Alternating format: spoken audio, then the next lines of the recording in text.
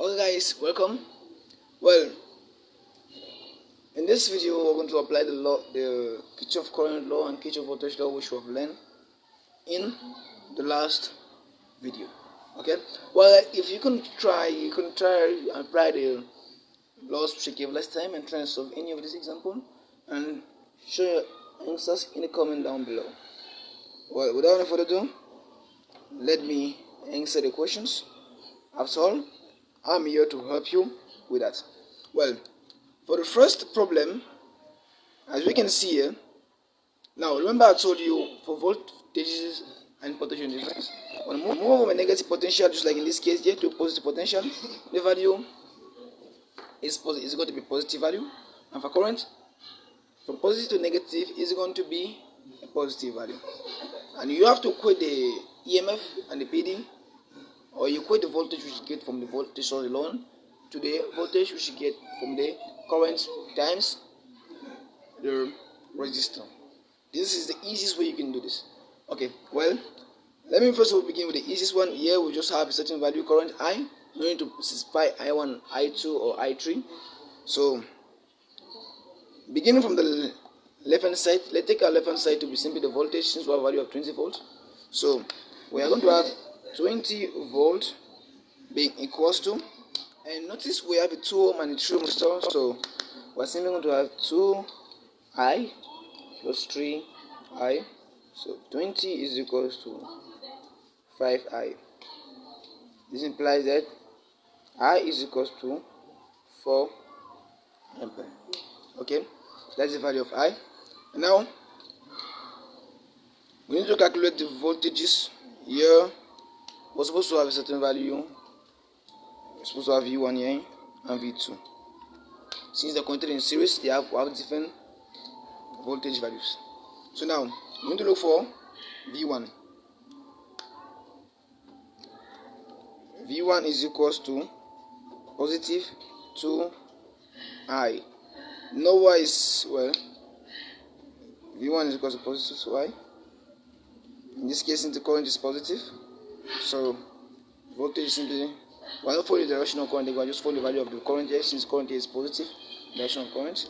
So we're going to have 2 times 4, and this is equals to 8. Okay? And for this guy here, current is negative. Why? Because we're moving from negative potential to positive potential. So V2 here is going to be equals to negative 3 times 4, and this is equals to negative 12. Okay, now let's try this other example. This example here requires Kirchoff current law, because I don't know if you have noticed in this other example here we didn't use Kirchoff current law, we apply only Kirchoff voltage law. So the first step, let's just get from Kirchoff current law. We're going to have I1 is equals to I2 plus I3. Well, you can see this I1 is entering, but I2 and I3 are leaving. And this is where the idea of current divider rule comes from. Because this current that was coming in, you have to divide itself due to this parallel connection. And they have different current values. But in some cases, they can be the same depending on the value of the resistance. Let's say we have 4 and 4 here. They got to have the same value, okay? Well, this is, let's just say this is my equation 1. Okay guys, this is my equation 1. Now, we're going to work with this loop first, then take another loop. Remember, we have 2 loops and Kirchoff voltage law, we're working with no loops. So in this loop here, we have 30 is equals to, oh damn it, sorry, I didn't put the values of the resistance. Let me try and get that.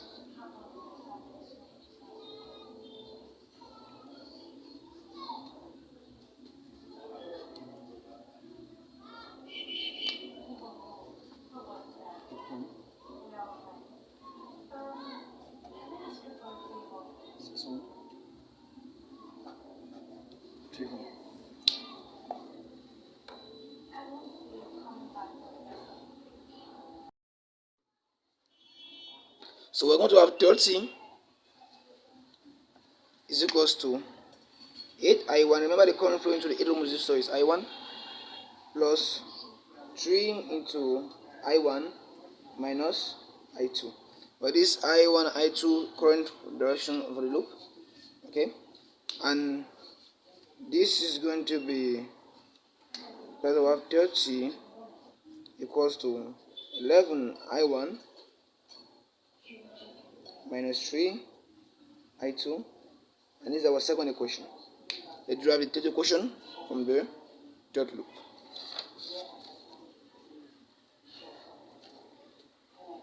Sorry, operator isn't going to be visible, so let's take it to this next part. Let me just check again.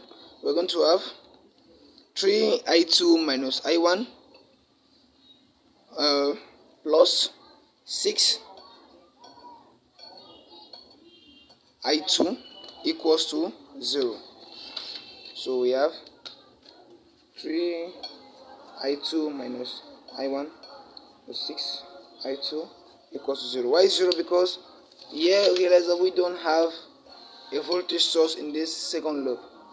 Okay, so this equation yields the value 3 I2 minus 3 I1 plus 6 I2 equals to 0.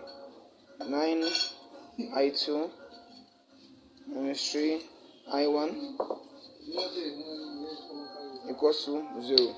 So this tells us that I1 is equal to 3 I2. This is my equation, third equation. So I'm going to substitute these values in the previous equations to get to simplify the equation. Since here we had just two unknown here, so it's very easy. But we're going to make it very, very easy. So, and here I1, so you can just substitute here 11 I1, so we're going to have 33. So we're going to have 30 equals to 33 I2 minus 3 I2. So this implies that I2 is equals to 1 ampere, and I2 is equals to, so I1 equals to 3 I2. So this implies that I1 is equals to 3 ampere, and from here we can find I3. Okay, yeah, we can find I3 because I1 is equals to I2 plus I3. So we end up having I3 equals to I1 minus I2, which is equals to 3 ampere minus 1 ampere. This is equals to 2 ampere. Now we can calculate the voltages in the respective resistors. You are going to do that by simply multiplying the value of the currents flowing to the particular resistor with the resistance. And now, when calculating the voltage, I'm going to leave this as a homework to you. Leave your answer in the comment down below and make sure you check it. So now, in calculating the voltages, like I did in the previous example, we check the direction of conventional currents. But however, here everything here is going to be positive because you see a move from positive to negative, and positive to negative. But however, if you have a situation like this, here one here will move from negative to positive, the value of current has to be negative. Okay. Well, this is very, very. In some other textbook, you will see where they will be finding the values directly and having the current to be negative. But that I find it to be very, very confusing. Even myself is very confusing for me, and I would like to bring you into this mess with me. So when you calculate that, you will end up realizing something.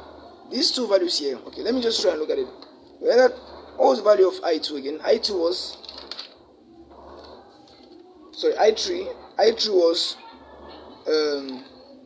2 ampere, and I2 was 1 ampere. Well, multiply the 2 ampere by 1 by this 3 ohm and 1 ampere by this 6 ohm. Gives you 6 volt also. So this tells you that when resistors are connected in parallel, they have the same voltage. And just take a look at these two. They're connected in series. Here you can't say much that continuously because we have a current divider. But in the situation where they were connected in series, you realize the current will be the same. But however, I'm going to take some examples to prove that to you. But now just know that two resistors are connected in series when the value of the current value flowing to them are the same, and when they are connected with the same nodes and no other nodes. And in parallel, just take a look at here again. This is another very, very funny thing. This is a node here. This is a node here.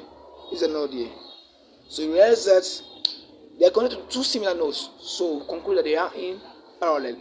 Okay, guys, in the next video, we're going to talk about the resistors connected in series and in parallel, like I promised. And in the last video, which I hope is not going to be the last, but the last video which I've planned so far, we want to talk about the current divider rule and the voltage divider rule. Please stay tuned. If you're new to the channel, consider subscribing, give me a thumbs up for YouTube algorithm. Help me bring out more hard work, awesome work like this one. Okay guys, I appreciate your work. See you guys next time.